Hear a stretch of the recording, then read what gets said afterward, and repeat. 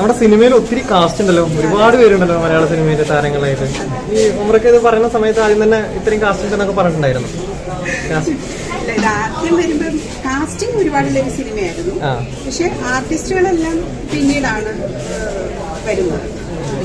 അതെ അതെ, ആദ്യം സിനിമയുടെ കഥ അങ്ങനെയാണ്. ഇതൊരു എന്താ പറയുക, ഒരു ഫുൾ ആർട്ടിസ്റ്റുകൾ ഒരു 50-60 പേരെങ്കിലും ഉണ്ടാവും.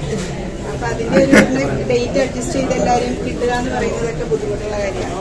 പക്ഷെ എങ്കിലും അതെല്ലാം തരണം ചെയ്ത് നമുക്ക് ഇത്രയും ആർട്ടിസ്റ്റുകൾ ഇതിൽ ജോയിൻ ചെയ്തിട്ടുണ്ട്. എനിക്ക് തോന്നുന്നു ഇതിൻ്റെ ഒരു ഭാഗ്യം എന്താണെന്ന് ചോദിച്ചാൽ ഇതിന്റെ കഥ കേൾക്കുമ്പോൾ തന്നെ എല്ലാ ആർട്ടിസ്റ്റുകളും എന്താ പറയുക ഭയങ്കര ഇൻട്രസ്റ്റഡ് ആയിട്ട് അവർക്കില്ലാത്ത ഡേറ്റുകൾ പോലും അവർ അഡ്ജസ്റ്റ് ചെയ്ത് വന്ന ഒരുപാട് ആർട്ടിസ്റ്റുകൾ ഈ സിനിമയിലുണ്ട്. സബ്ജക്റ്റ് സാരംഗ് എന്ന് പറയുന്ന ആളാണ് ഇതിന്റെ തിരക്കഥ എഴുതിയിരിക്കുന്നത്. അപ്പം ആ തിരക്കഥ അദ്ദേഹം അവതരിപ്പിക്കുന്ന അദ്ദേഹത്തിന്റെ അവതരണം ഒരു പ്രത്യേക രീതിയിലാണ് സാരംഗിന്റെ. എനിക്കൊന്നും ഞങ്ങൾ അബാ മൂവീസൊക്കെ ചെയ്യാനായിട്ട് ഈ കഥ കേൾക്കുമ്പോൾ പോലും ഒരുപക്ഷെ സാരംഗല്ല കഥ പറഞ്ഞിരുന്നെങ്കിൽ ഒരുപക്ഷെ ചിലപ്പം ഈ പറയുന്നതിൽ ഒരു ഇംപ്രഷൻ വരുന്നു. കഥ പറയുമ്പോൾ നമ്മൾക്കത് കേട്ടിരിക്കുന്നതിൽ അപ്പൊ എനിക്കൊന്ന് സാരംഗ് ആ ഒരു കാര്യത്തിൽ ഭയങ്കരമായിട്ട് ഞാൻ വിചാരിച്ചു എനിക്ക് എന്തോ തരാൻ പോകുന്നു.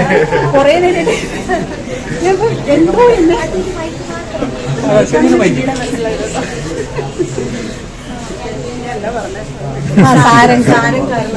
സാരംഗ് അത് പറഞ്ഞപ്പോഴേ എനിക്ക് തോന്നുന്നു മിക്ക ആർട്ടിസ്റ്റുകളും ഈ സിനിമയിൽ എന്താ പറയാ ഒരു ഡേറ്റ് ഒന്നും ഇല്ലാത്ത ഒരുപാട് ആർട്ടിസ്റ്റുകളും നമുക്ക് വേണ്ടിയിട്ട് ഡേറ്റുകൾ അഡ്ജസ്റ്റ് ചെയ്തിട്ട് ഈ സിനിമയിൽ ജോയിൻ ചെയ്തിട്ടുണ്ട്. അപ്പൊ നിങ്ങളിപ്പോൾ കണ്ടു കാണാൻ പോസിബിൾ എത്ര ആർട്ടിസ്റ്റുകൾ ഇതിലുണ്ടെന്നുള്ളത്.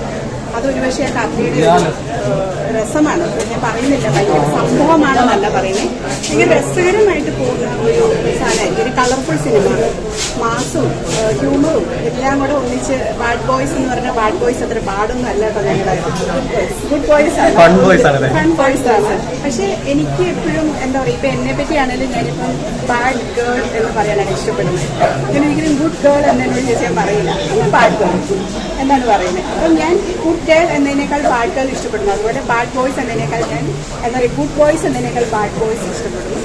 അതിൽ നമ്മൾ ബാഡ് ബോയ് എന്നുള്ളതിന് നെഗറ്റീവ് മാത്രം പിടിക്കണ്ട. നെഗറ്റീവിൽ എപ്പോഴും ഒരു പോസിറ്റീവ് ഉണ്ടാവും അല്ലേ? എല്ലാം അങ്ങനെയാണ്. എല്ലാ നെഗറ്റീവിലും ഒരു പോസിറ്റീവ് ഉണ്ടാവും എന്ന് വിശ്വസിക്കുന്നു.